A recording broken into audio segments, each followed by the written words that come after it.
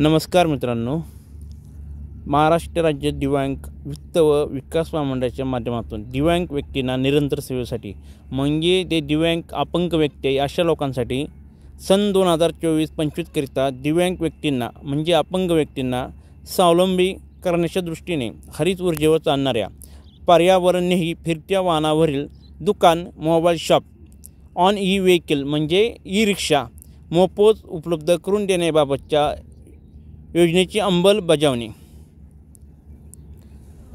ऊर्जेवर चालणाऱ्या पर्यावरणस्नेही फिरत्या वाहनावरील दुकान, mobile shop, on E vehicle मोफत उपलब्ध करून देण्याबाबत योजनेची अंमलबजावणी. पूर्ण पर्यावरण असणारी ई रिक्षा, सौर ऊर्जेवर चालणारी रिक्षा, त्याला कुठलाही मेंटेनन्स नाही अशी रिक्षा गव्हर्मेंट अपंग दिव्यांग व्यक्तींना मोफत देणार आहे. अर्जाची नोंदणी ऑनलाईन अर्ज उपलब्ध. तुम्ही या वेबसाईटवरती जाऊनही अर्ज भरू शकता आणि त्यांनी मेलवरती जाऊनही तुम्ही पूर्ण डिटेल माहिती आणि हेल्पलाईनवरती फोन करून तुम्ही कॉल करून ही माहितीची पूर्ण चौकशी करू शकता. दिनांक 22/1/2025 ते पासून 6/2/2025 सायंकाळी 6 वाजेपर्यंत अर्ज स्वीकारणार आहेत. योजनेच्या अटी व शर्ती. अर्जदार हा महाराष्ट्र राज्याचा रहिवासी असावा. अर्जदाराकडे दिव्यांगाचे प्रमाण किमान 40% असावे. तसेच जिल्हा शल्य चिकित्सालय सक्षम अधिकाऱ्यांनी प्रमाणित केलेले प्रमाणपत्र धारक असावा. अर्जाकडे दिव्यांग व्यक्तीचे UDID प्रमाणपत्र असणे बंधनकारक आहे. अर्जदार हा 1855 वयोगटातील असावा. मतिमंद अर्जदाराच्या बाबतीत त्याची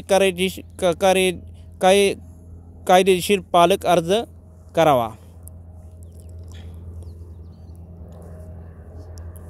दिव्यांग अर्जदाराने वार्षिक उत्पन्न 2.5 लाखापेक्षा अधिक नसावे.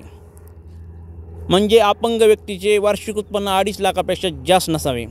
लाभार्थी निवड करताना जास्त दिव्यांग जास्त अपंग असलेल्या प्रथम प्राधान्य दिले जाईल. त्यामुळे निवडीचा क्रम हा अति तीव्र दिव्यांग ते कमी दिव्यांग या क्रमाने राहील. ही महत्त्वाची त्यांनी पॉईंट दिलेला आहे.